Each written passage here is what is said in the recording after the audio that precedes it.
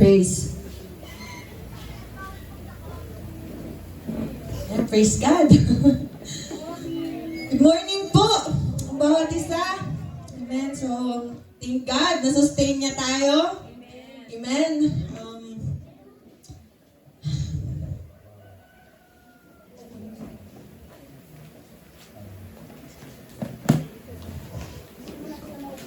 So, sige po, find your seat and please, pwede po bang makiasis sa mga bata? Sarado po yung likod, so every time na dadaan po dito sa harap, kindly, wag pong palakad-lakad muna and also, wag yung, nako na. Sige po, makitaan po muna yung mga bata, kukunin po yung susi. Amen? So, praise God! Amen. Wala sila pastor ngayon and all the worship team. Amen. Nakasama sila sa Cavite. Our main church is celebrating their 22nd anniversary. So 22 years na po ang Dunamis Christian Fellowship main. Amen. Sa Daang Hari, Cavite. So, ready na ba tayo? Amen. So I hope and I pray na mangusap ang Diyos sa atin. Amen. So ngayon, ano po yung sineselebrate natin? Linggo ng pagkabuhay. So wala naman po dito yung may paniniwala na ano ngayon, yung mga maghahanap ng eggs, no, yung Easter bunny, no? Kung meron man tayong sineselebrate ngayon, yun yung nabuhay na muli si Jesus. Amen? Hindi siya nanatiling patay, hindi siya nanatili sa cross. Amen? Di siya nanatili sa libingan. But after 3 days, amen, napagtagumpayan niya ang impyerno, napagtagumpayan niya ang kamatayan. Amen? And sabi niya, kung paano ko napagtagumpayan ng lahat, pagtatagumpayin ko rin kayo. Amen? So meron bang rason para malungkot ngayon? Meron bang rason para mawalan tayo ng pag-asa? Amen? Please remember na ang Diyos mo ay buhay. Amen? Meron nga ang kwento na tinanong ng isang tao yung kapatid niya sa Panginoon. Sabi niya, patay ba ang Diyos mo? Sabi niya, bakit? Ba't lagi kang nakasimangot? Ba't lagi kang parang pasan mo yung daigdig? Patay ba ang Diyos mo? Sa inyo po ba? Patay ba ang Diyos mo? Buhay, sige nga, tingnan mo nga yung katabi mo. Buhay na buhay ba ang Diyos sa kanyang mukha? Nakikita ba sa kanyang mukha na buhay ang Diyos? Amen? Kasi kung alam natin na buhay ang Diyos, amen, hindi tayo mawawalan ng pag-asa. Amen? Amen? Hindi tayo mawawalan ng pag-asa. So ngayon, maraming mga tao na ang tingin nila, di ba kakatapos lang ng Holy Week, right? So, ang tingin nila sa Holy Week ay, relihiyon or tradisyon, no? Yung iba namang mga kabataan, ang tingin pag Holy Week, swimming, bakasyon, di ba? Walang pasok, pwedeng gumala. Pero maraming nakakalimot na yung tunay talagang kahulugan ng Holy Week. Hindi mo kailangan ulitin yung ginawa ni Jesus. Marami nga ako napanood. Diba? Nagpapasan sila ng krus, pinaparusahan nila yung sarili nila, tapos meron lang nakabangga or meron lang sumakit sa kanila, binatukan din nila, sinipa din nila. Diba? Ganun ba yung ginawa ni Jesus sa mga taong nagpapahirap sa Kanya? Diba, hindi kung gagayahin mo lang si Jesus, sana gayahin mo na lahat, no? Pero walang pwede. Sinabi nga kaya nga siya na yung gumawa nun, kasi walang pwedeng makagawa nun maliban na lang sa Kanya. So kung makikita niyo po, nakakalungkot, amen, wag lang natin silang pagtawanan or wag lang tayong magkaroon ng walang pakialam sa kanila. But ang dami pa pong tao na bulag sa katotohanan, amen, bingi sa salita ng Diyos. And it's our task, amen, it's our work para i-share sa kanila kung ano yung totoo. Kasi sino po yung mag-share sa kanila? Sila ba na hindi nakakaalam ng katotohanan? Diba? Hindi pwedeng akayin ng bulag ang kapwa niya bulag. Ang pwedeng mag-akay sa bulag ay yung mga taong nakasumpong ng totoong liwanag. Amen. At kung nasumpungan natin mismo si Jesus, Amen? Na nagbibigay ng totoong buhay at kaliwanagan sa ating buhay. Amen? Ganun na lang dapat tayo ka-eager. Ganun na lang dapat tayo ka-excited na mag-share sa kanila hanggang hindi pa huli ang lahat. Tama po ba? Amen.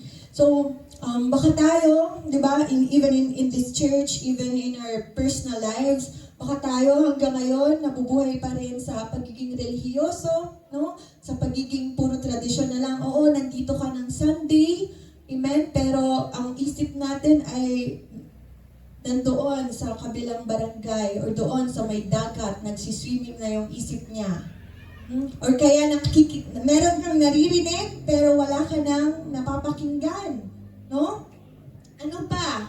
Or yung turo nga ni Kuya Brando nung Wednesday, sino yung mga naka-attend nung Wednesday?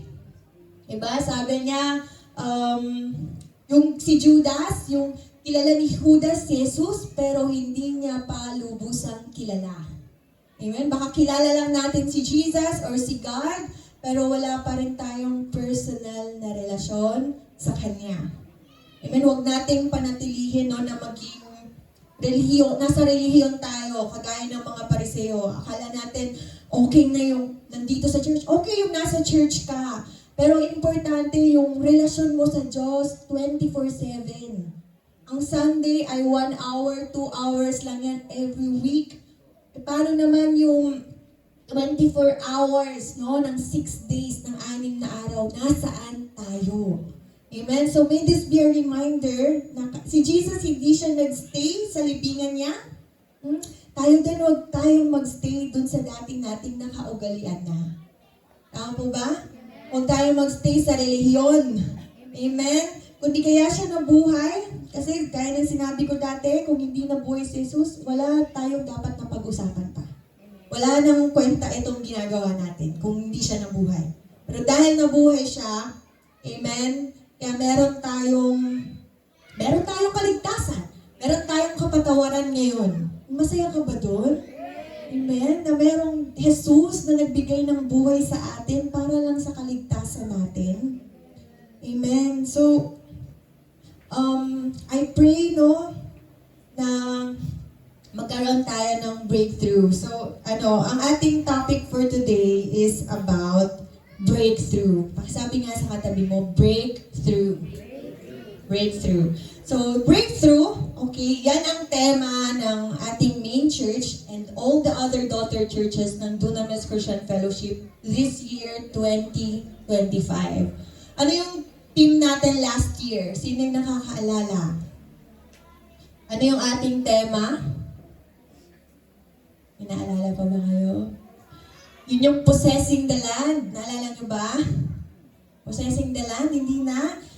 So yun, papaalala ko sa inyo, ang tema po natin last year ay possessing the land. Pero this year, and I hope hindi lang siya tuwing anniversary or tuwing Sunday lang natin malakaran, kundi every day, araw-araw magkaroon tayo ng personal breakthrough. Gusto niyo ba ng breakthrough? Wala yung iba.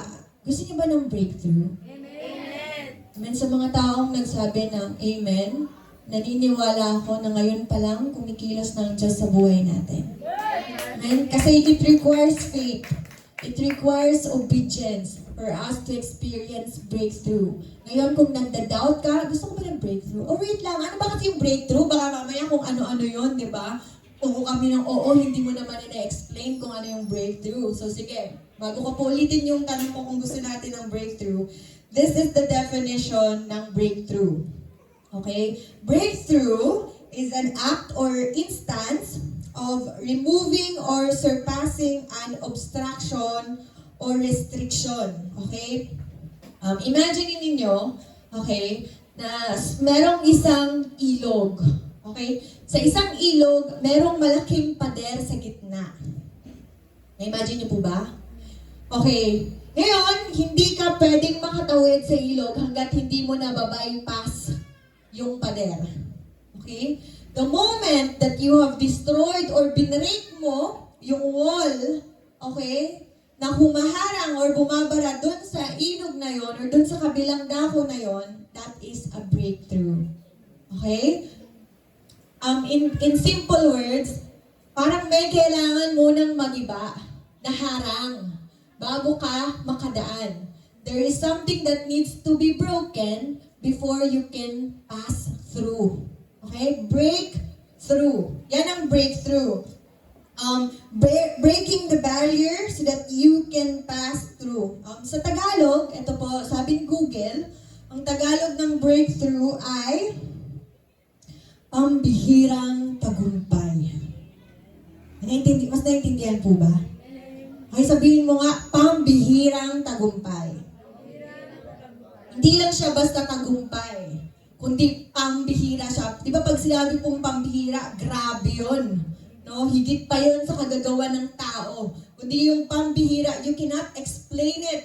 Di mo man lang yan may imagine. Amen? Higit pa sa kaya mong isipin. Amen? Ang kayang gawin ng Diyos sa'yo. So ngayon, ulitin ko ulit. And I'm giving those people na hindi nagtaas. Sige, taas mo yung kamay mo if you want to experience breakthrough. Sino dito ang gustong maka-experience ng breakthrough? Amen. Praise God. So, ngayon siguro nag-aalinlangan ka pa. What po? Ano kaya yung breakthrough ko? No? Ang breakthrough po, siguro, ano yun? Meron tayong iba't ibang uri ng breakthrough. Bago natin ma-experience, di ba, mayroong financial breakthrough ka. Ano kasi? Merong financial breakthrough, amen? Merong relationship breakthrough, yun yung mag-aayos-ayos yung lahat ng relasyon mo, ng pamilya mo.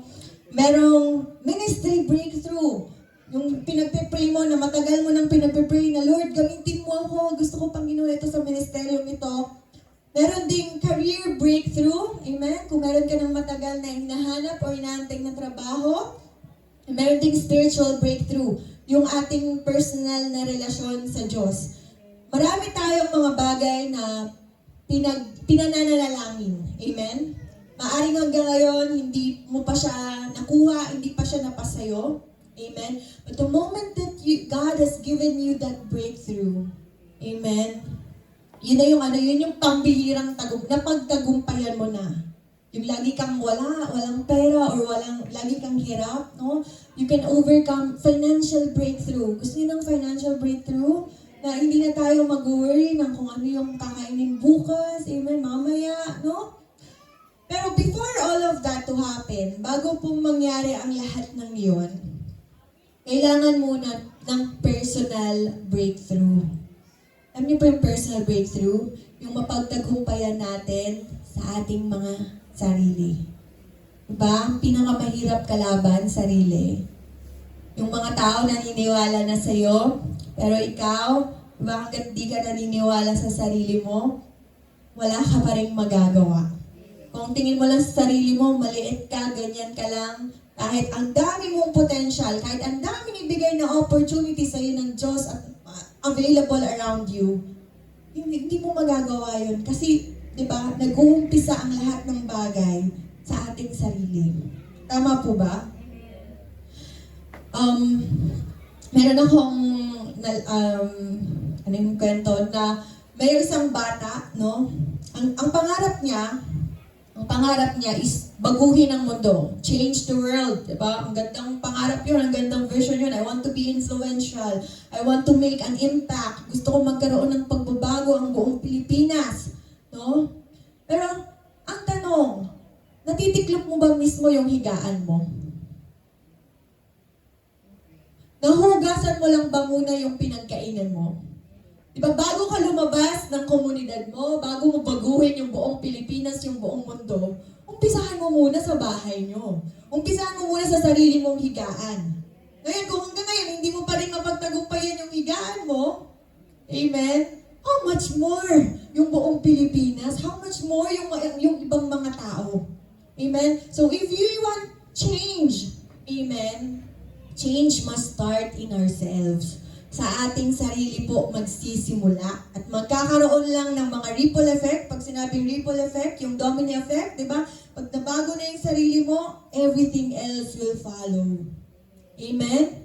Pero yun ang gusto munang i-deal sa atin ni Lord. Hindi yung kapwa mo, hindi yung katabi mo, hindi yung asawa mo, o yung mga anak mo, yung kapatid mo, kung sino man iniisip mo na, sayang dapat nandito siya, no? Sana dapat ito, siya sana yung mabago. Kundi ikaw mismo, tayo po mismo muna ang dinidil ng Panginoon. Amen? And it takes so much humility para aminin kay Lord na, Lord, kailangan ko ng tulong. Diba, mas madaling manise sa iba, mas madaling magturo ng kasalanan ng iba, kaysa akuin natin na sa atin pala mismo merong problema. But it takes so much, diba? It takes so much yung pride natin, yung ego natin na, hindi, tama ako. Hanggang saan tayo pwedeng dalhin ng salitang tama tayo, no? Anong pwede nating ipagpalit sa mga salitang, ako ang tama at paninindigan ko ito? But, yun ba yung tinuturo ni Jesus? Diba? Ito po yung mapagtagumpayan natin lahat ng mga bagay na kinakaharap natin. So, sabi po dito, diba, meron tayong mga prayers na, Lord, gusto ko ng increase, gusto ko ng word, Lord, gusto ko gamitin mo ako. Gusto ko, Lord, pagpalain mo ako, Lord, gusto kong mapuntahan ito, gusto ko, Panginoon, maranasan ito ng akin at ng pamilya ko. Pero bakit parang ang tagal? Bakit parang ilang years na akong nananalangin, pero bakit wala pa rin?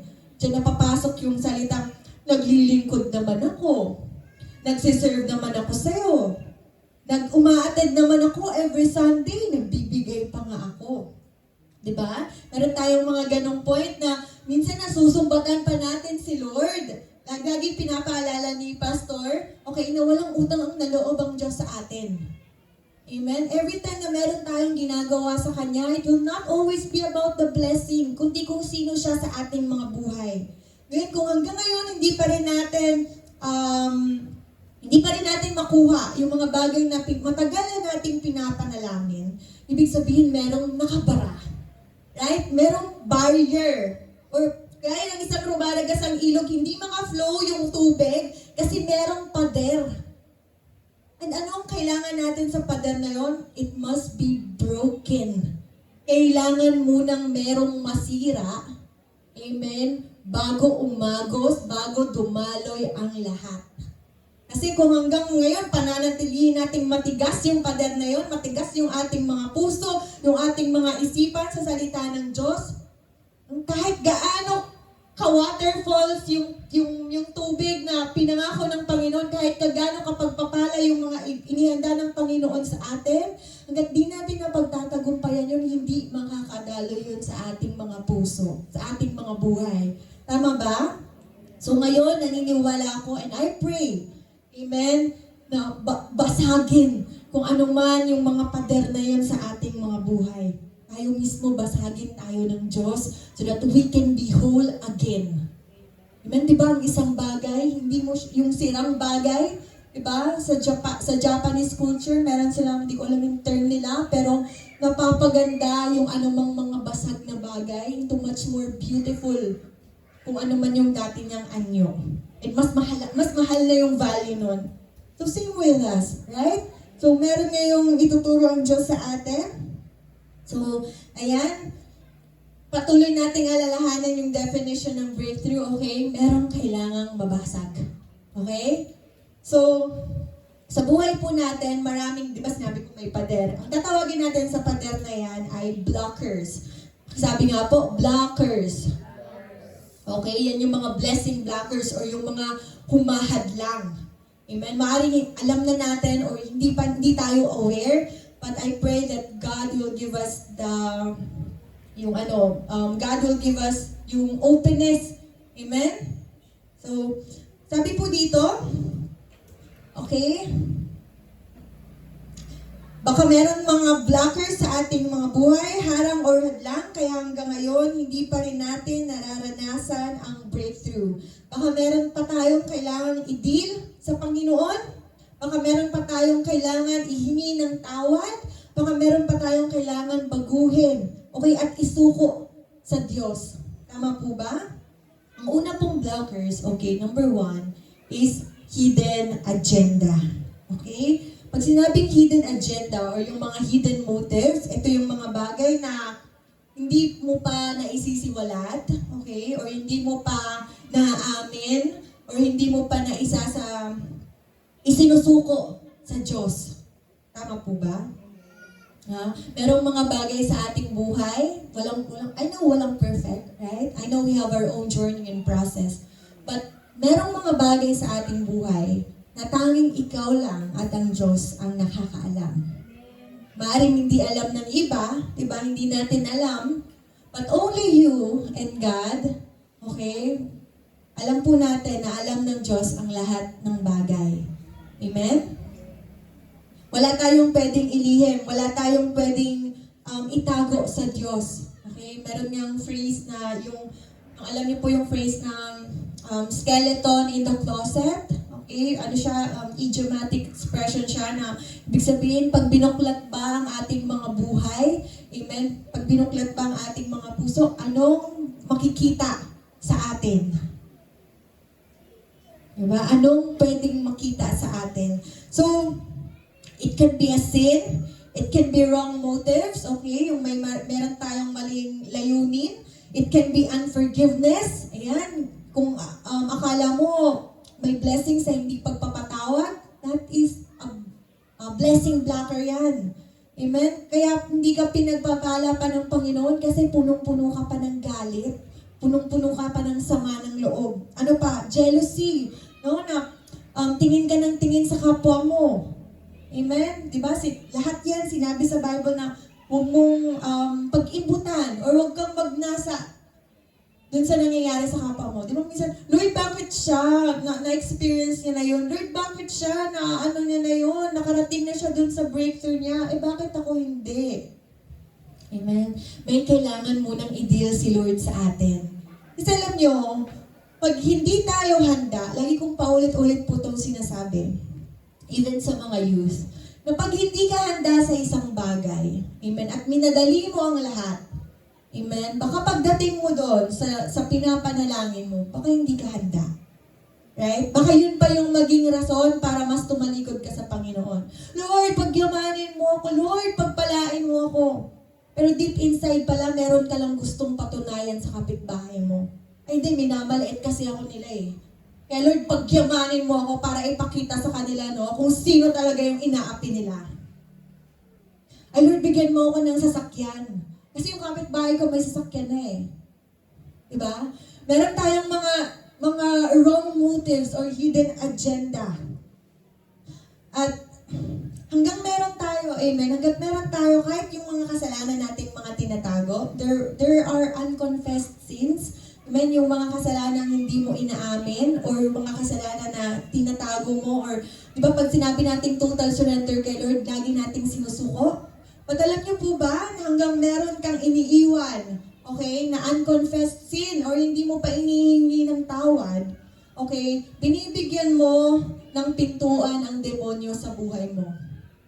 Nag-iiwan siya ng stronghold. Alam niyo po yung stronghold? Meron siyang pinangahawakan sa buhay nyo. Kaya pansin nyo, yung mga bagay na kahinaan natin, doon tayo paulit-ulit na tinetem. Yung mga bagay na hindi pa natin napagtatagumpayan, doon tayo paulit-ulit na bumabagsak. Kasi baka hanggang ngayon, hindi pa natin isinusuko sa Panginoon. Baka hanggang ngayon, pinangahawakan pa rin ng Lord, akin muna to. Masaya pa ako sa kasalanan kong ito eh. Hindi ko pa siya ma-let go. Akin muna to. Pero yun ang binibigyan nyo ng karapatan ng kaaway. Okay? Na manghimasok sa buhay natin. Amen? So, si Satanas, okay, meron siyang new strategy. So, kung paano ang technology natin nagbabago-bago, okay, nag-upgrade, even si Satan, mapapansin nyo, iba yung atake niya nung panahon ng 1980s. Nung panahon nila Billy Graham, puro yan puro yan yung masamang espiritu, right? Iba yung atake niya, even, lalo ngayon, grabe, sobrang iba ang atake niya ngayon. At kung hindi ka aware, kung hindi ka mapagmasid or very conscious sa mga nangyayari sa paligid mo, baka tayo din mismo madali nito. Amen? Ano po yung mga example ko, no? Nag-usapan namin ni Kuya Brandon before. Sa Facebook, lalo na sa mga kabataan, ano siya, lagi nilang sinasabi, di ba ang init ng panahon ngayon? Mainit po ba? Amen. Ang lagi nilang sinasabi, ay trial period na sa impyerno. Ay ano to, practice. Practice natin sa impyerno. Na parang bagang, gano'n na lang kababaw yung dating ng impyerno sa kanila. No? Ang impyerno, hindi lang po yan tututok ka sa araw ng maghapon. Ang impyerno, lalangoy ka sa dagat-dagatang apoy. Amen? At merong mga uod na kakain sa'yo. Hindi lang 1 taon, hindi lang 10 taon, kundi habang buhay. Kung nabuhay ka sa mundo for 70 years, for 80 years, imagine tapos sa impyerno, nandun pala yung buhay na pangwalang hanggan. Oh, na, ay, tanggap ko na sa impyerno ako pupunta kasi ganito ako eh. So, ganun na lang, parang ginagawa nilang light. No? Ginagawa nilang katanggap-tanggap yung lahat ng bagay. Diba? It may seems normal. Hello, diba? 2025 na, normal na to. Diba? Nag-evolve na ang lahat. Bakit ikaw nandyan ka pa rin? Ang salita ba ng Diyos nagbabago? Diba hindi? So, tayong mga Kristiyano, diba, sabi po sa Romans chapter 12, hindi tayo dapat umayon sa takbo ng mundong ito. No? Hindi tayo dapat makisang-ayon na kung ganyan ang ginagawa ng marami, dapat ganyan na rin ang gagawin mo. Kasi hindi lahat ng ginagawa ng marami ay tama. Tama po ba? Mas madami pa ngang napapahamak. Kasi diba sabi ni Jesus, maluwag yung daan patungo sa kapahamakan.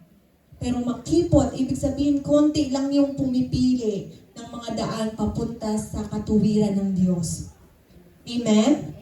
So tayo, na-share ko to sa journal natin before na kung tayo, hindi tayo nagbabasa ng Bible, madali tayong maano ng sanlibutan. Pag sinabi lang ng sanlibutan, oy, normal na yung normal na yung live-in, or normal na yung ganito, ganyan, una muna, ganyan. Oh? Ay, mapapaisa pa, parang okay yan, may nabasa ko na, mas okay na hindi mo na ikasal kasi pag nakasal na, nakatali ka na habang buhay. Ibig sabihin, meron ka pang intensyon na magpalit-palit pala. Right? So, kung hindi tayo careful sa mga taong pinapakinggan natin at pinapanood natin, baka one day, ganun na rin tayo mag-isip. Tama po ba?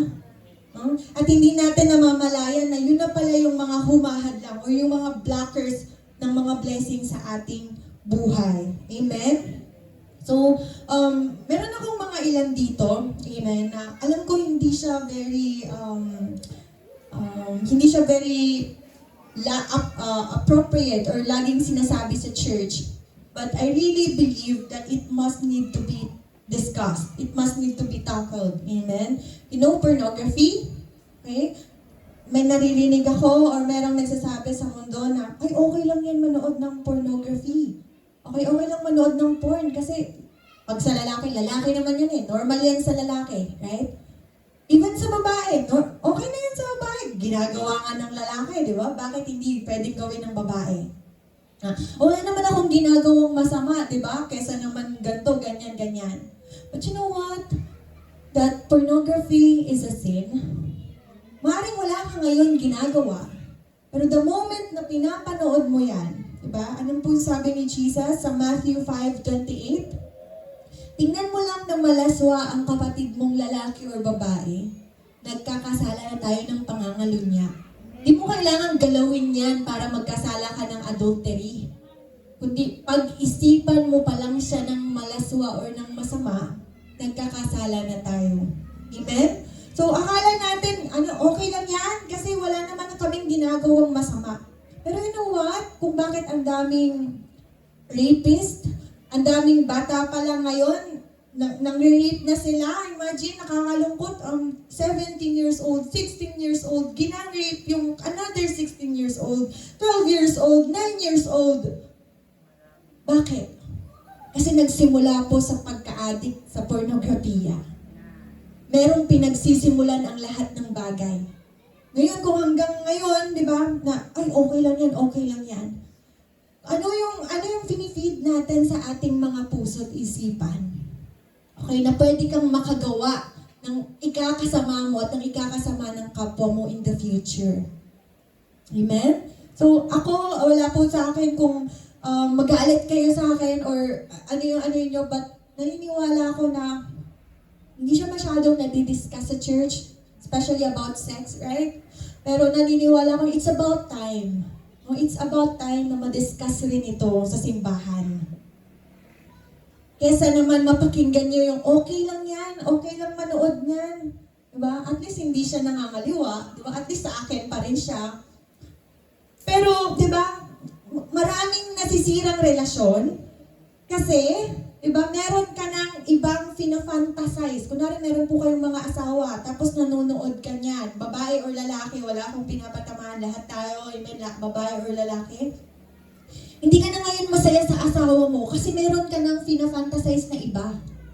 Meron ng maling paniniwala sa iyo yung iba na dapat ganito ang ginagawa, dapat ganito ang itsura, no?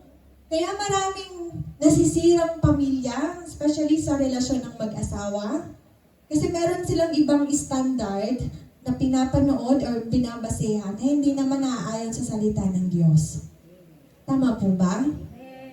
So, kung ngayon hindi natin siya mapagtagumpayan, ay hihirapan tayo, amen, ihingi natin ng tulong sa Diyos.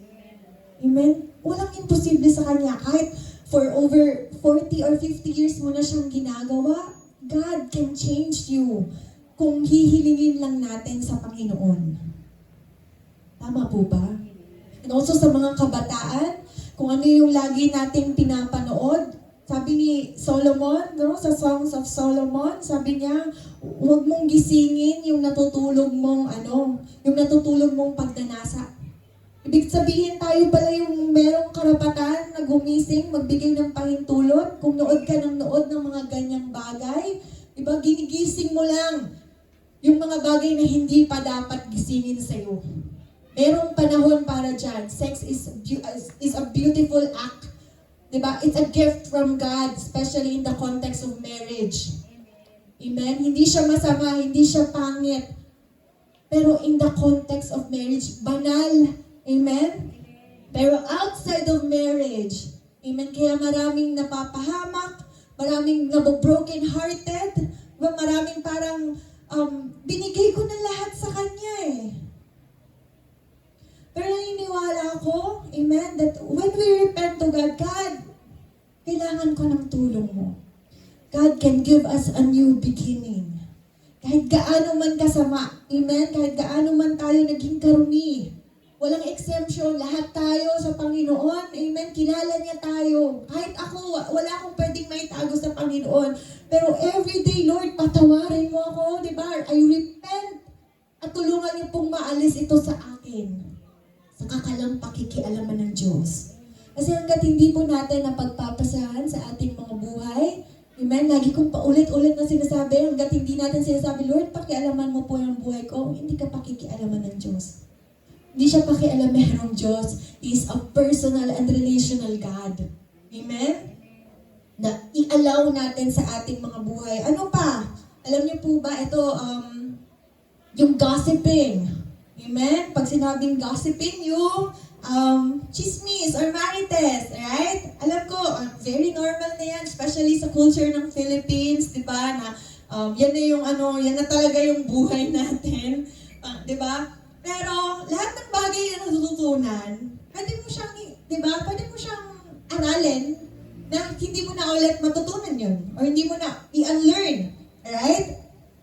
Sabi sa Exodus 20 verse 16, okay, yung false witness, okay, pag sinabing false witness, yung nagbibigay ka ng maling kapahayagan or maling pagpapatotoo laban sa iba, hindi mo naman nakita yon, pero kung makapagkwento tayo, parang nandun ka mismo sa pangyayari, di ba? Parang may action pa yan, meron pa yung sound effects, no? Pero, you know what? Sabi di ba sa Exodus chapter 20:16, huwag kang sasaksi ng walang, tingnan po, basahin nyo, huwag kang sasaksi ng walang katotohanan laban sa iyong kapwa. Eh, paano pastor pag totoo naman? Oh, false witnessing pa rin ba yun? Totoo, nakita ko, narinig ko, nangyari talaga. Diba, kapitbahay ko pa. Oh, di yun false witnessing kasi may katotohanan. Kala niyo po ba ligtas tayo doon? Sabi sa Leviticus chapter 19 verse 16. Sige, basahin natin ng malinawan po tayo sa Leviticus 19 verse 16. Sabi po doon, Amen. Okay pa ba tayo? Amen. So, sabi ko po, may kailangang mabasag sa atin. No? May kailangang mabasag at ang Panginoon ang gagawa nun. Huwag! Sige nga, babasahin natin ng malakas. 1, 2, 3. Huwag kayong magkakalat, nakakasira ng puri ng inyong kapwa. Ni sasaksi laban sa inyong kapwa upang ipahamak lamang siya. Ako si Yahweh. So, may katotohanan man or wala. Ang sabi po doon, huwag tayong magkakalat ng anumang nakakasira ng puri ng iba. Amen? Ay, hindi lang yun eh. Ina-example ko lang yun eh. Bakit hindi natin gawin yung sarili natin bilang example? Lagi akong bumabalik doon sa sinabi ni Jesus, kung sino man ang unang bumato, ay kung sino man ang walang kasalanan, siya ang unang bumato. Amen? Alam niyo po ba that gossiping, meron talaga siyang hidden agenda. Akala lang natin pampalipas oras. Pero you know what? What's the psychological reason bakit tayo naninitsismis or naninira ng kapwa? Ito po yun. Feeling natin, every time na kinikwento natin yung buhay ng may buhay, mas okay yung buhay natin. Masakit po ba yun? Ako nung nabasa ko yun, nasaktan din ako eh. Oo nga no, na every time na nakakasira ako ng kapwa ko, I make myself look good. Na ako, hindi ako ganyan. Kaya ito, kwento ko siya sa'yo. Siya nga, di ba? Ganito nga yung ginawa niya eh. Pero sabi sa Bible, huwag mong tingnan ng kapwa mo. Tingnan natin ang ating mga sarili. Tayo ba perfect? Tayo ba walang kapintasan? Tayo ba okay? Tayo 24/7? So, kung alam natin na tayo mismo merong imperfection, meron rin kasalanan na ginagawa na hindi alam ng iba, we don't have the right, no? We don't deserve, or people don't deserve na masiraan. Amen. What if sa anak natin, matutuwa po ba kayo kung yung anak nyo pinag-uusapan ng iba? Amen. Di ba? Kung ano yung ginagawa natin sa kapwa natin, ganun din ang gagawin sa atin. So, I don't want to take gossiping lightly. Kasi pag naging lifestyle na natin yan, di ba, hindi mo na siya maaalis sa sistema mo.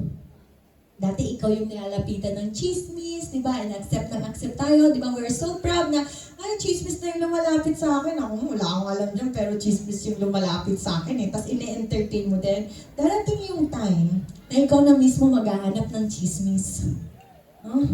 Yung vitamin C, mga vitamin chismis. Nangihina. Sa workplace ko dati, nangihina ako, pwede nga ng chismis. Kasi parang feeling mo, lumalakas ka kasi mas okay pala ako kesa sa iba. But, you know what? Yun yung sinabi ng Bible, siya si Yahweh at naririnig niya lahat ng pinag-uusapan natin. Kahit pa sabihin natin, isama niyo naman, ito very diniscuss na rin to ni Pastor nung about cell group na pag may nag-share sa atin ng problema, amen, we are accountable, we are responsible ng mga bagay na sinishare sa atin ng tao. Tama po ba? Hindi mo siya kailangan ipagkalat. Okay, na parang sasabihin mo, mas okay ka pa sa kapatid mo. Kasi mas ganito yung ginagawa niya compared sa atin. Amen. We need the help from God. Every one of us needs help from God. So kung pare-parehas yung ganung thinking natin, na, well, kapatid, hindi para sa akin yung kwento mo ha.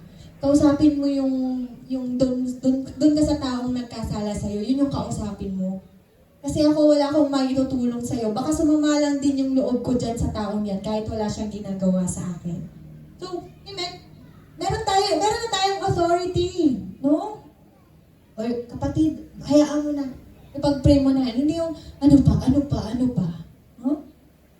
Amen? So, nabasa po ba natin? Hindi po ako nagsabi niyan, amen? So, hanggat meron tayong, feeling natin it's normal, feeling natin okay lang. Amen, hindi natin siya mahingi ng tawad sa Panginoon. Kasi okay lang naman, di ba? Ginagawa na yan ng madaming tao, bakit pagdating dito, bawal? Hindi ko sinasabing bawal. Sinasabi ko, di ba, yung salita ng Diyos. Let us all be mindful. Laging sinasabi ng Santiago, ang dila natin, amen, makapangyarihan, nakakapagbigay buhay at nakakasira ng buhay. Amen? Nasa atin pa rin ang pagpili. Amen? So, ayan. Ano pa? Sabi po dito, yan yung unforgiveness. Yung number 3 blockers. Unforgiveness. Pakisabi nga, unforgiveness. Okay. Sabi sa Mateo, chapter 6, verse 14 to 15, okay? Ito, marami tayong mga dinidil pa sa Panginoon na nasaktan tayo 20 years ago, 10 years ago, or kahapon, or kanina lang. At maring sinasabi natin na, di mo alam yung pinagdaanan ko. Hindi ko kayang patawarin yung taong yun. Opo, totoo, may iba-iba tayong pinagdadaanan. And I'm not in a position para i-ano sa inyo na, mag-move ka na patawarin mo. We have our own timelines, right? Pero, importante, amen, na huwag kang magtagal ng galit sa puso mo. Kasi yan din ang sisira sa atin balang araw. Sige nga po kayo, Brandon. Sa Mateo chapter 6, verse 14 to 15. We ask forgiveness to God, okay? We ask forgiveness to God. But God will say to us, napatawad mo na rin ba yung kapatid mo? Napatawad mo na rin ba yung mga nagkasala sa'yo? Kasi sabi po sa Mateo 6:14, sige po, basahin natin. 1, 2, 3. Sapagkat kung pinapatawad ninyo ang mga nagkakasala sa inyo, patatawarin din kayo ng Ama ninyong nasa langit. May sinabi po ba si Lord na, ay pag light lang na kasalanan, patawarin mo. Tapos pag mabigat na, okay lang na hindi na. Sabi po doon, patawarin daw natin yung mga nagkasala. Opo, madaling sabihin, di ba?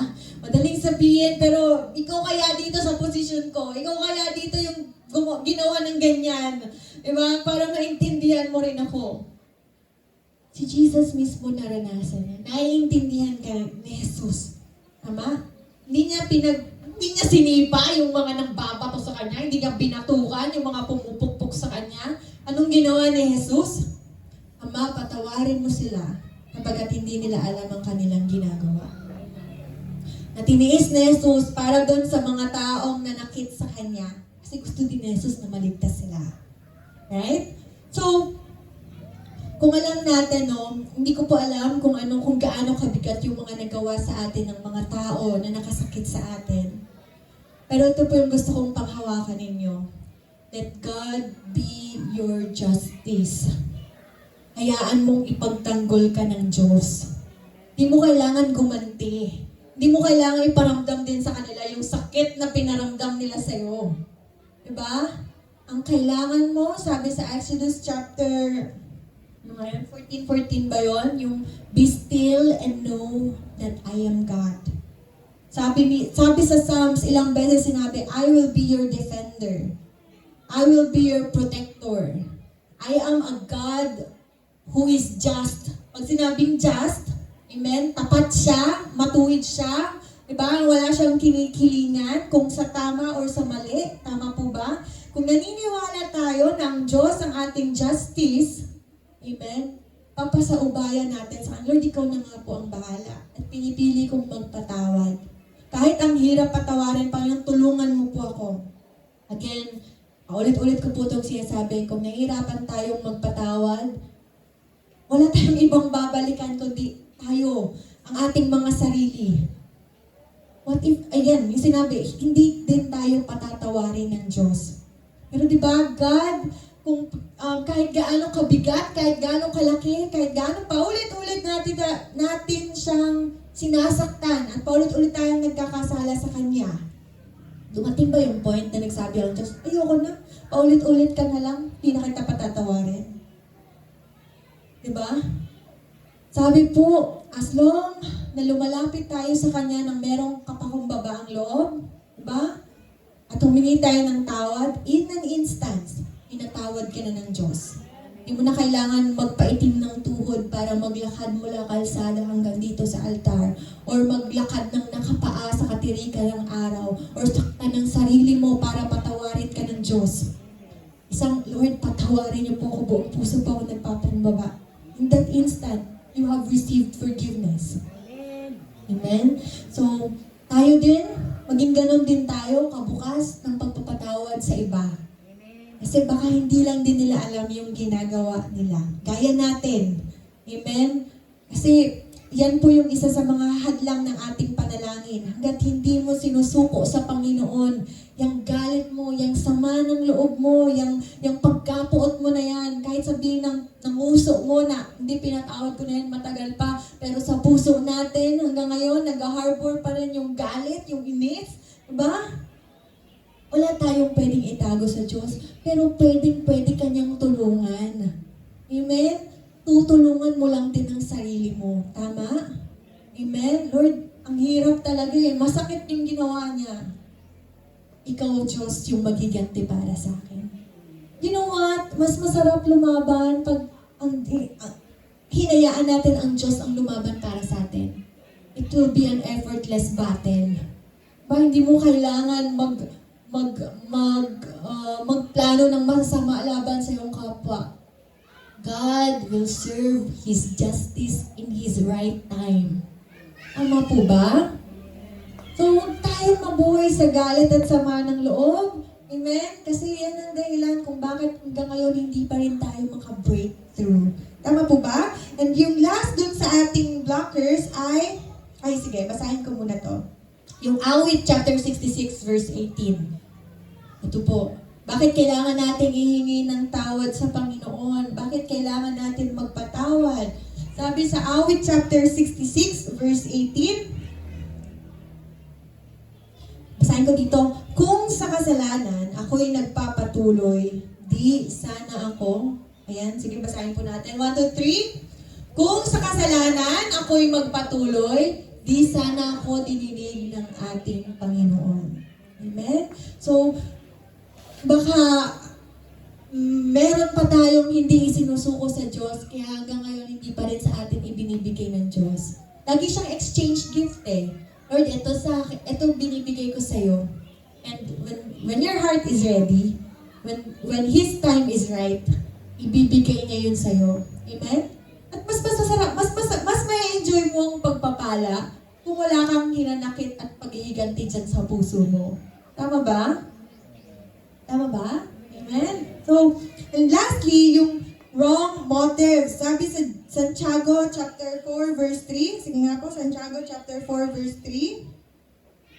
Kasi, gaya po ng sinabi ko, what is your motive for that breakthrough? Meron tayong iniiling kay Lord. Pero, ano ba yung motibo natin dun sa mga bagay na pinapanalangin natin? Sabi dyan, at humingi man kayo, wala rin kayong natatanggap dahil hindi tama ang inyong layunin.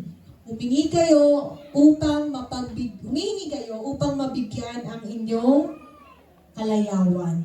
So, alam ng Diyos, amen, alam ng Diyos kung ano yung ating hidden agenda, kung ano yung mga hidden motives natin, bakit natin hiningi yung mga pinapanalangin natin. Pero once we surrender that to God, na Lord, meron akong inano kay Lord eh, kasi parang Lord, pagpalain mo naman ako.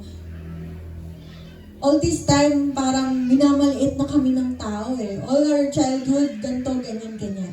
You know what? God corrected me. Wala kang kailangan patunayan sa tao. Wala kang kailangan patunayan sa tao. Kasi matagal nang pinatunayan ng Diyos. Baka hanggang ngayon kaya hindi ka pa nabibigyan ng ganyang breakthrough. Kasi kaya mo lang gusto kasi meron ka lang gustong patunayan. Meron ka lang gustong ipamuka sa mga taong yung mamaliit sa'yo. Para lang sa pansarili natin, for our own good image and ego. Amen? Pero, sabi ko, Lord, sorry. Alisin mo lahat ng mga pride ko. Alisin mo lahat ng pwedeng pag-ugatan ng ikakayabang ko.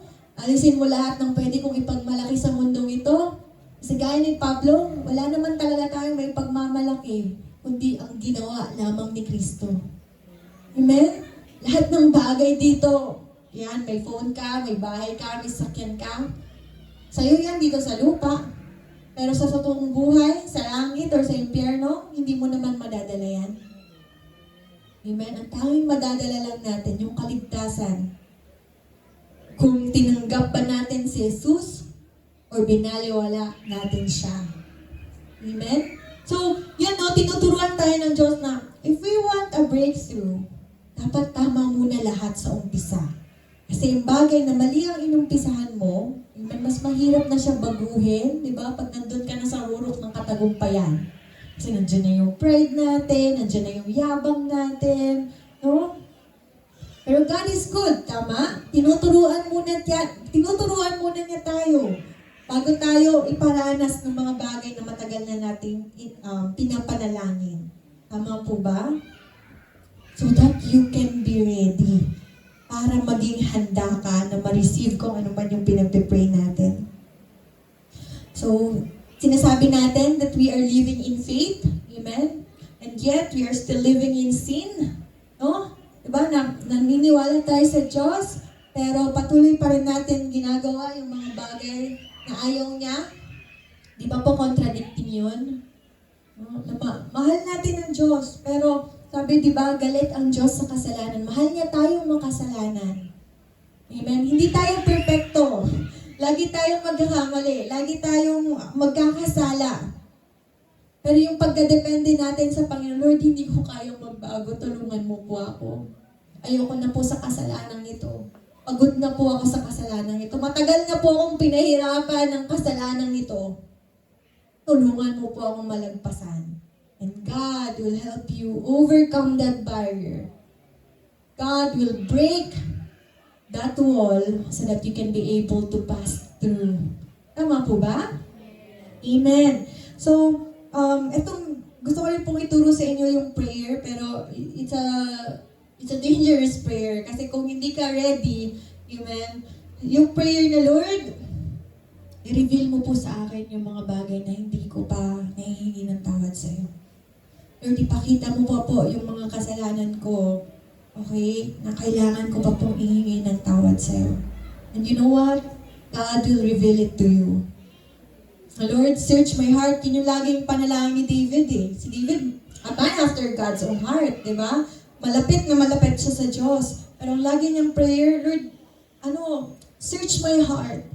Ano man yung mga nakikita mo pang mga bagay na mali? Ano pa yung mga nakikita pa ng mga bagay na hindi ko pa maisuko sa'yo? I-reveal mo po sa akin. Magugulat tayo na, oo nga, sorry Lord. Oo nga pala, sorry Lord. No? Kasi,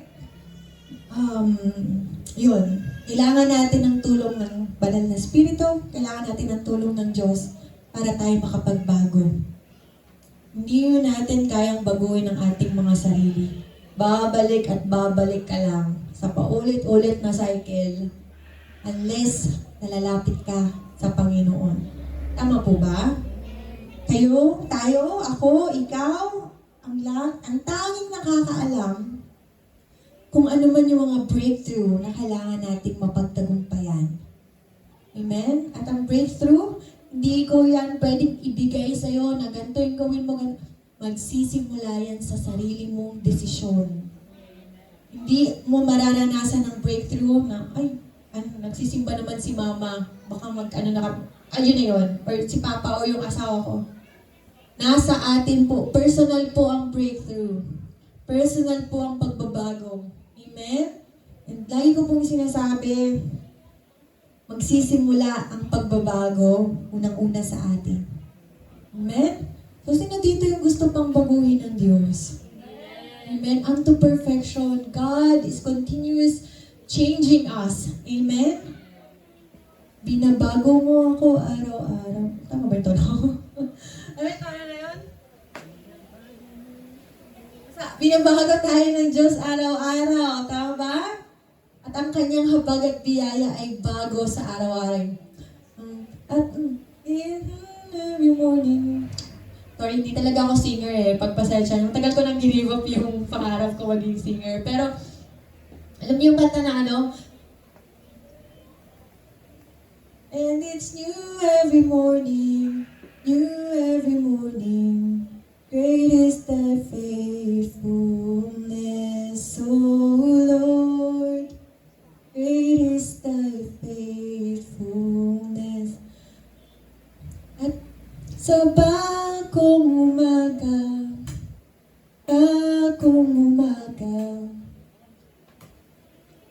laging mayroong bagong biyaya ang Panginoon sa atin. Huwag mo lang susukuan ang sarili mo. Amen? Maring pagod ka na dyan sa kasalanan mo. Pagod ka na mag-try ng kung ano-ano. Unahin natin ang Diyos. Amen? At ang lahat ng bagay. Lahat ng hindi mo kayang baguhin sa pamilya mo, sa negosyo mo, sa pananalapi. Amen? Kayang-kaya niya yung pakialaman. You know the word God's intervention? Lord, hindi ko na kaya. Makialam ka na. Have you prayed that word? Lord, intervene. Heavenly intervention. Nakikita natin na pwede pala yun, no? Imposible na, pero nagawan pa rin ang paraan ng Panginoon. Tama po ba? Our breakthrough requires total surrender. Pakisabi nga sa katabi mo, total surrender. Ano ang mga bagay na willing mo isuko sa Panginoon? Amen?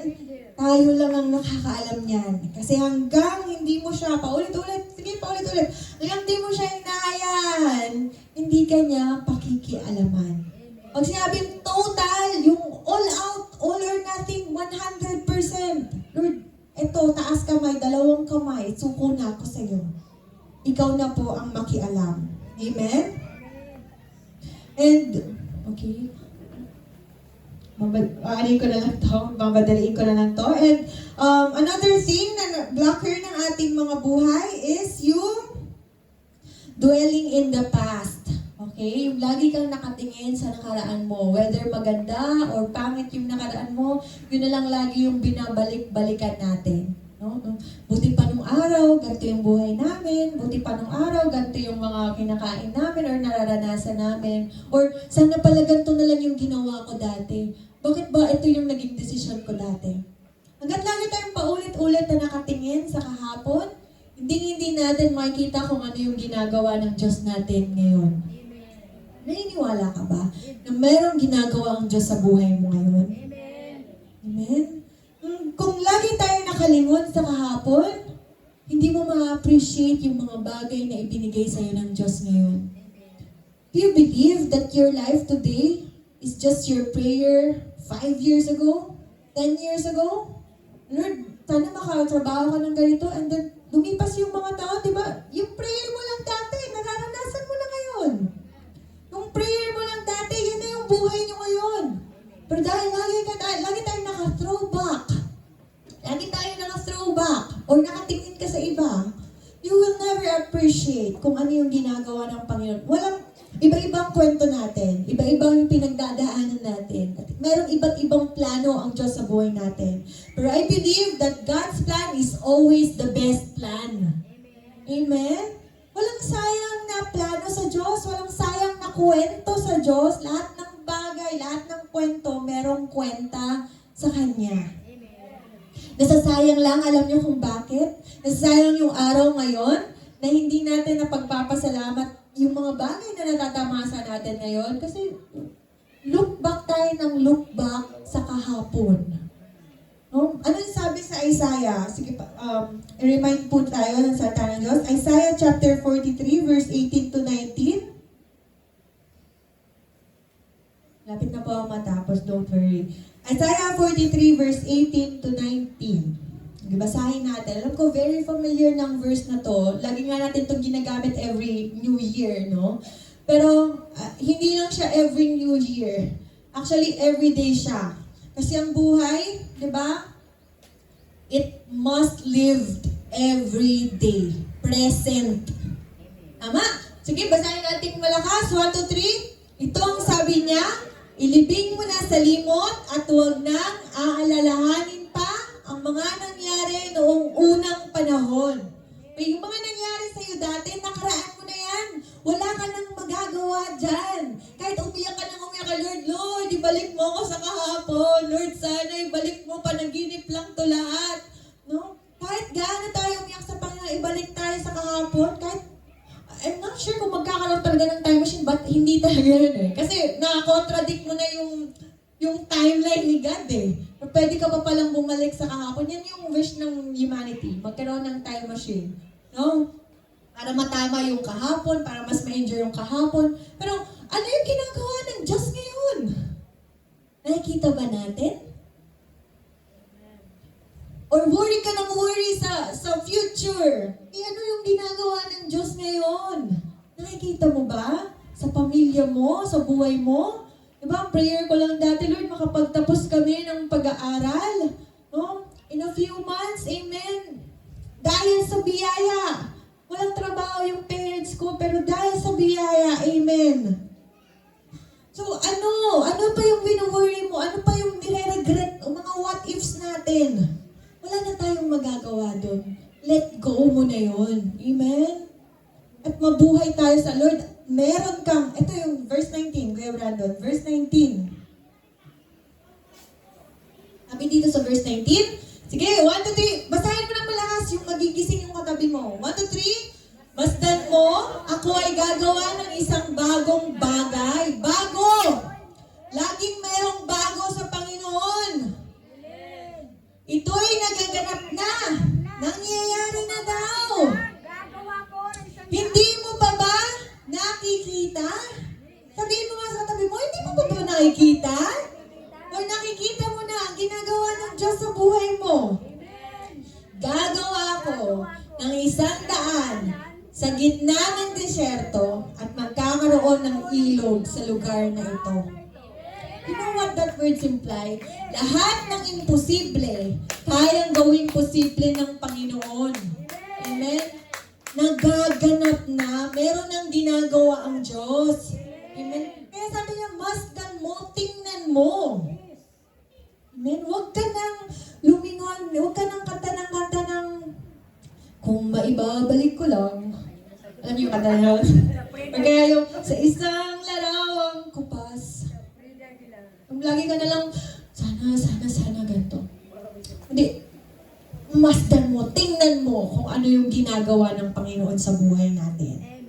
And makikita mo, Lord, oo nga no, ang dami-dami na pala. Kaya sabi ko, sa panahon na namumblema po kayo, it's very effective for me, pero kung gusto nyo itry them for you, sa panahon na nag-worry ka, sa panahon na feeling mo wala ka nang magagawa, umupo ka sa isang tabi, kumuha ka ng notebook at ballpen, alalahanin mo lahat ng mga ginawa ng Diyos sa buhay mo, isulat mo, saka mo basahin ng malakas. And makikita mo, magugulat mo, ang dami na palang ginawa ni Lord. Madalas lang tayong makalimot kasi na-overpower ng mga alalahanin natin. Pero if you will take time, no, magkakaroon ka ng quiet time with God. O nga no, Lord. Lord, thank you. Ang sasaya yung puso mo. Makikita mo kung paano pinrovide ni Lord dati. Anong rason para hindi niya ulit i-provide ngayon? Kung nagawa niya dati, na akala ko imposible na, ano pang rason na hindi niya ulit magagawa ngayon? Tama ba? Makita natin na God is a God of breakthroughs.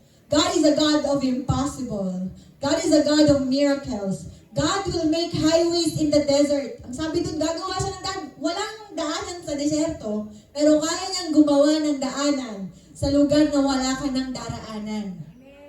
Walang ilog sa desyerto, pero kaya niyang magpausbong ng overflowing water, gaya ng ginawa sa Israelites, just for you. Kung makikita mo lang, kung maniniwala ka lang. Amen? Alam niyo, kailan mas madalas kumilos si Lord? Dun sa mga panahon, wala ka nang magagawa. Alam niyo yung sa panahon ng Israelita, di ba yung tatawid sila sa dagat? You know? Sa panahon ni Moises, wala na dead end na. Sa likod, yung mga Ehipto, sa unahan, nandun yung karagatan. Wala na silang mapupuntahan. Anong ginawa ng Diyos? Hinati niya ang karagatan. But before niya hatiin ang karagatan, kailangan munang humakbang ni Moses sa dagat. Ibig sabihin, kailangan mo munang humakbang at makikita mo ang pagkilos ng Diyos sa buhay mo. Hanggat hindi humakbang si Moises, hindi nahati ang dagat. Tama po ba? May kailangan ka munang gawin. Paniwalaan mo muna. Sabi niya, makikita mo na ito'y nagaganap na. Amen? God, hindi siya to see is to believe. No? Umakbang ka muna at makikita mo. Meron pa, the story of Daniel. Diba? Yung panahon na tinapon siya sa leon, wala na. Dead end na. It's either magiging hamburger na siya ng lion. No? Wala nang choice. Pero anong ginawa ng Diyos? Nung nandun na siya sa kulungan ng leon, pinatikom niya ang bibig ng leon. Sino si Daniel?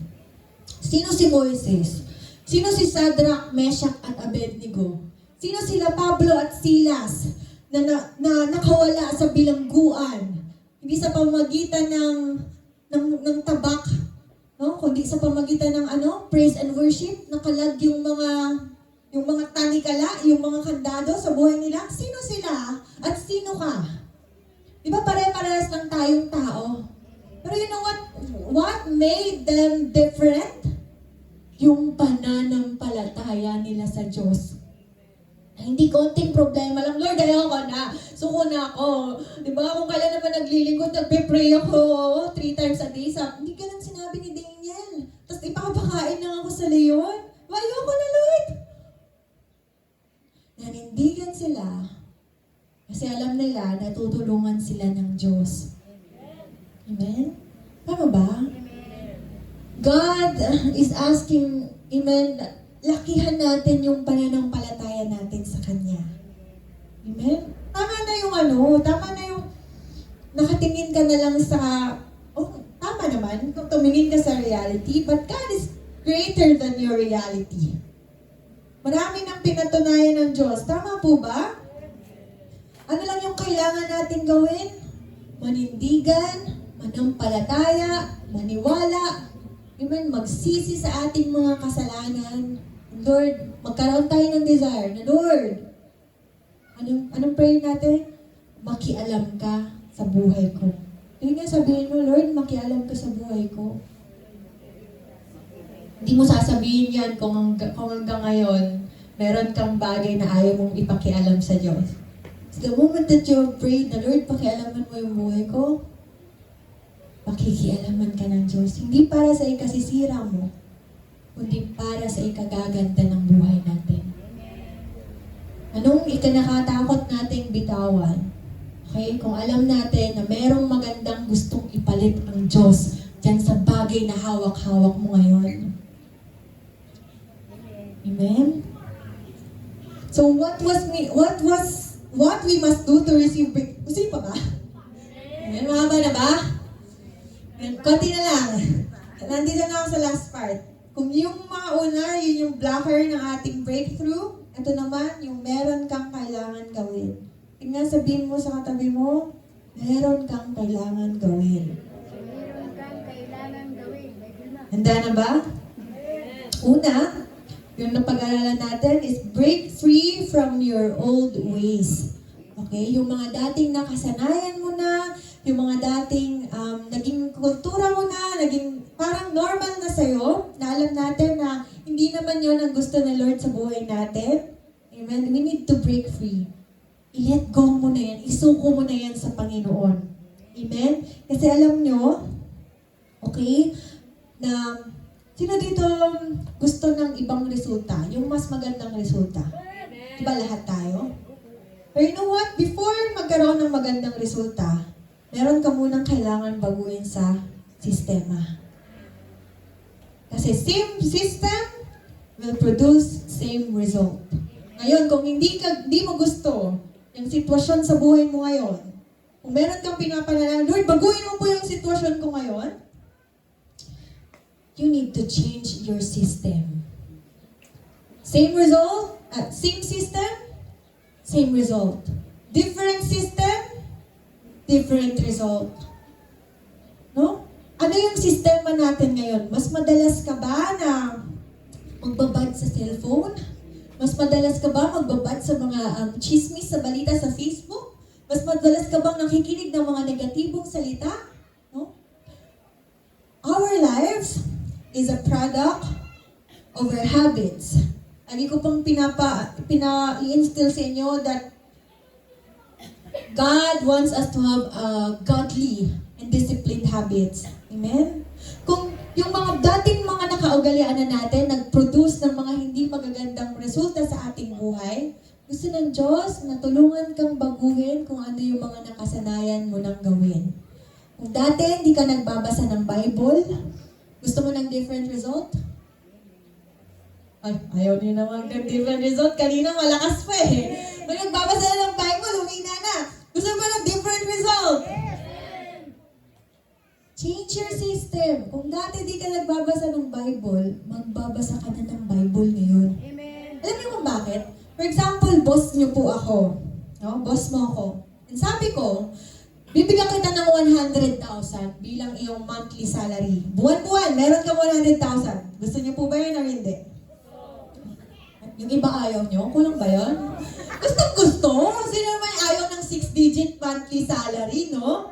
No? Pero ito yung requirements ko bilang boss. Dapat, alam mo kung ano yung mga nasusulat dito. Ngayon, kung gusto mo talaga ng 100,000, di ba mag-aaral ka talaga? Mag-ano ka talaga, magbabasa ka talaga ng Bible? Kasi meron 100,000 na kapalit eh. Pero you know what? Kung ano yung pwede nating matagpuan dito sa Bible, higit pa sa 100,000. Higit pa sa pilat at ginto.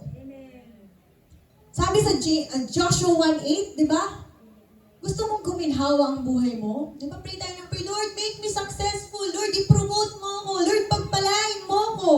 Pero nagbigay na si Lord ng instruction. Meditate on it day and night. And you will be successful. Your life will be prosperous. Hindi ako ang nagsabi nun. Ang Diyos ang nagsabi nun. At pag ang Diyos ang nagsabi, tapat siya na gagawin niya yun. Ang dami nating reason. Wala akong time, wala akong ganito. Mabaya tayo, amen? Kasi meron tayong pastor at pastora na walang sawang nagpapaalala. Sabi po nga, hindi naman para sa kanila yun eh. Ano bang mapapala nila kung hindi kayo magbabasa ng Bible? Eh kung sila nagbabasa ng Bible, sila lang yung pagpapalain. Tama?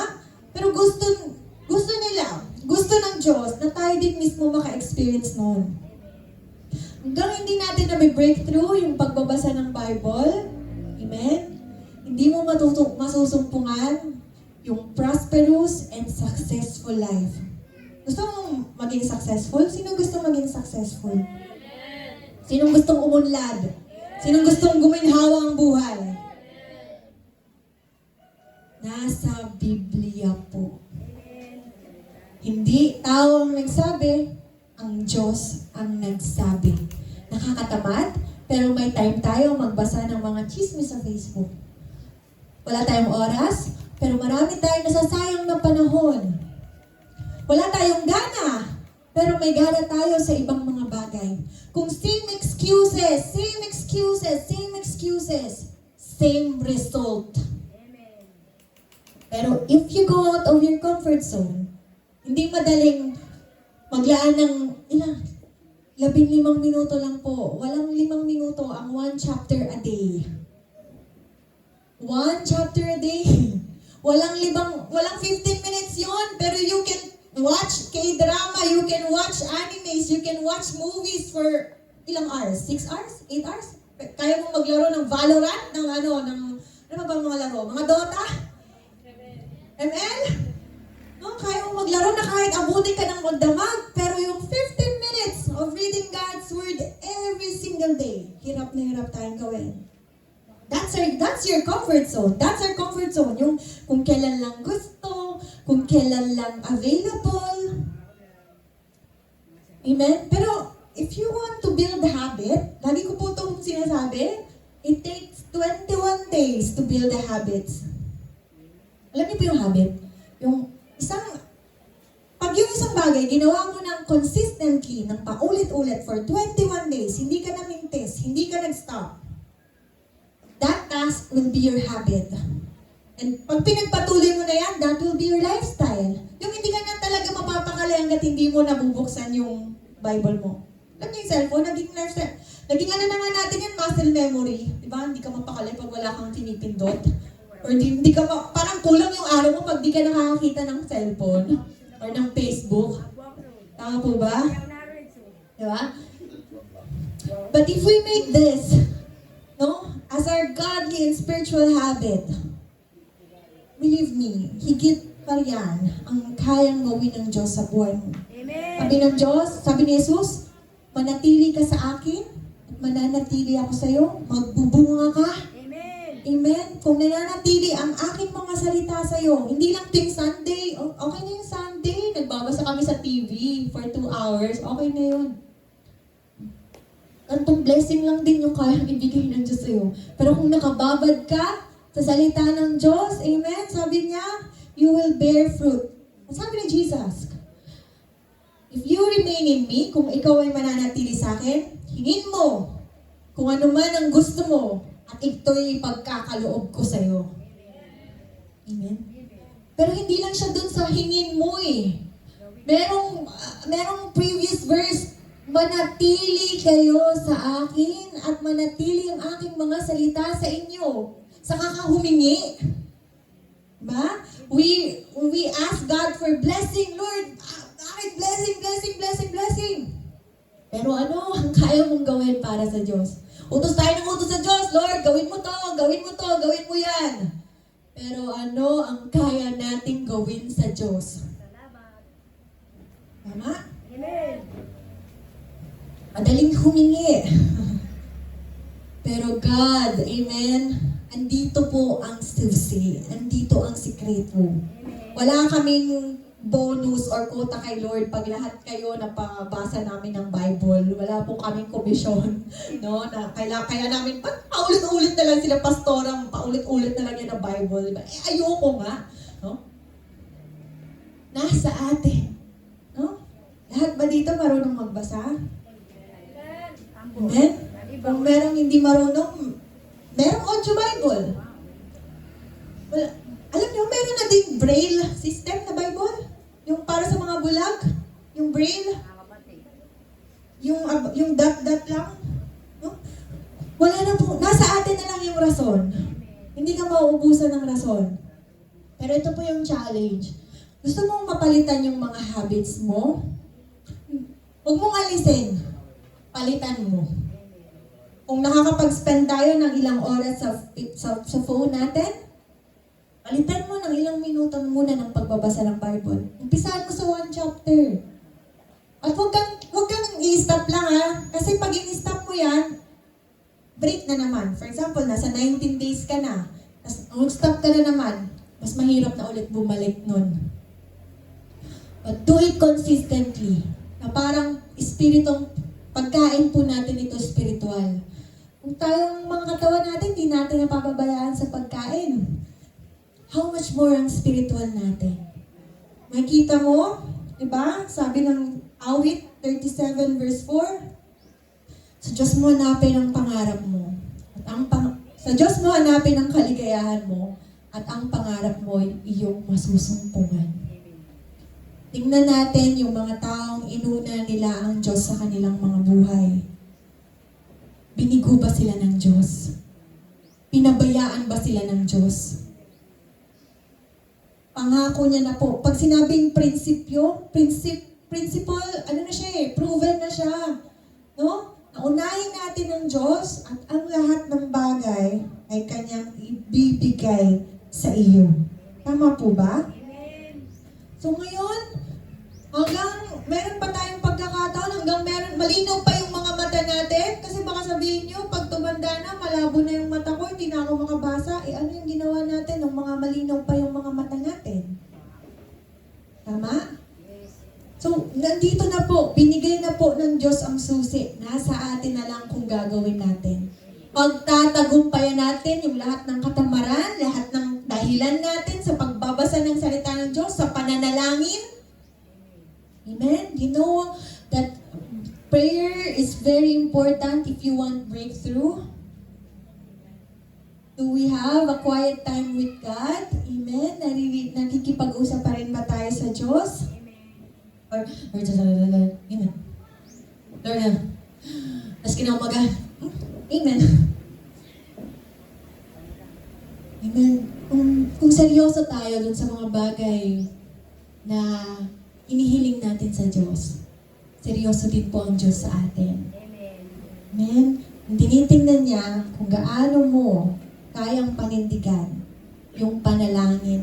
Alam niyo po, sabi sa James, yung mga taong pabago-bago yung isip, yung mga taong atras, abante, oo, hindi, mainit, malamig. Sila yung mga taong hindi nakakatanggap mula sa Diyos. Ayaw ni God ng pabago-bago ng isip. God wants a committed heart. Amen. Yung example ko dati, kung tayo nga, di ba, sa mga partner natin, ayaw natin ng may kahati. Ayaw natin, gusto mo ba partner mo, tuwing Sunday lang sa'yo uuwi? As Monday to Saturday sa iba? Masaya ka ba doon? Di ba hindi? So, gusto ng Diyos 100% commitment. Meron tayong mga bagay na gustong hingin sa Kanya. Meron tayong mga bagay na pinapanalangin sa Kanya. But God wants our dedication. God wants our commitment. How far will you go? Amen. Asking for that breakthrough. Kasi kung hindi pa tayo desperate, kung hindi ka pa dumadating doon sa desperate mode na, Lord, hindi ko na kaya. Lord, kailangan ko na tong breakthrough na to. Hanggat hindi ganun kaseryoso yung breakthrough na hinihingi mo, hindi ka magsasurrender kay Lord. No? Pero kung ganun tayo ka-desperada, ganun tayo, Lord, hindi ko po kaya nang wala ka. Lord, wala po akong magagawa nang wala ka. Kailangan ko po itong trabaho ito. Kailangan ko po itong pananalapi na ito. Kailangan ko po, Panginoon, yung pag-aaral ng mga anak ko. Kailangan ko po, Panginoon, mabago yung buhay ko. If we are so desperate to God, we will be so dependent to God. Amen? Hanggat nabubuhay tayo sa sarili nating kakayahan, amen? Hindi natin mahahayaan ng Diyos na kumilos. Pero alam niyo yung breakthrough? Total surrender. Panahong wala ka na talagang magagawa. Amen? Doon kikilos ang Diyos. Hindi kikilos ang Diyos sa mga panahong kaya mo, malakas ka, sarili mo. Kikilos siya pag sumuko na tayo sa Kanya. Tama po ba? Marami tayong kadahilanan, no, sa mundong ito. We're so busy doing other things. May pasok kami, may trabaho ako, may pangailangan kami, may ganito kami, may ganito ako. Hindi naman talaga tayo maubusan ng gusto. And I'm not against to that. Yung work mo, yung pag-aaral mo. But you know what? Si Satan, madalas ginagamit niya yung kabisihan natin para kunin yung mga oras natin para sa Diyos. Si Jesus, hindi siya after sa pagiging busy ni Martha. Saan siya natuwa? Kay Maria, na nakinig at naglaan ng oras para sa Kanya. Na topic din po ng Wednesday, na si Judas, di ba, yung 30 pieces of silver. Mas hinangad niya yun over kay Jesus. But in the end, di ba, tinapon. Walang halaga sa kanya yung 30 pieces ng silver. Wala din natira sa kanya mismong buhay niya. So, if we put God as our first priority, amen? Gusto mo maayos lahat ng aspeto ng buhay mo, unahin mo kung sino yung nasa pinakatuktok. Parang triangle yan eh. Unahin mo yung pinaka nasa tuktok, and all the other things will just overflow inside that proximity dun sa triangle na yun. Pero pag inuna mo yung sa gilid, inuna mo yung sa baba, yung sa gitna, di ba? Hindi yun yung hindi yun yung pagkakasunod ng Panginoon. Tama po ba? Ayan, masyado na siguro akong mahaba. Amen. So, yun lang. May naintindihan po ba tayo? Amen. Kasi kahit gaano ako kahaba magturo ng breakthrough, kung yung pinanatili natin yung mga puso nating matigas at wala tayong napakinggan at hinayaan lang natin na masayang yung 2 hours na nandito tayo sa church thinking of other things, sayang. Walang pa rin mangyayari. No? Pero naniniwala ako that God has spoken to each one of us individually. Amen? Na gusto natin ng pagbabago, wala sa politiko. Nasa sarili mo. Yes. Amen. Tama? Yes. Amen. Iasa mo sa Diyos Amen. at tutulungan ka niya. Amen. Tama po ba? Amen. Can we stand up?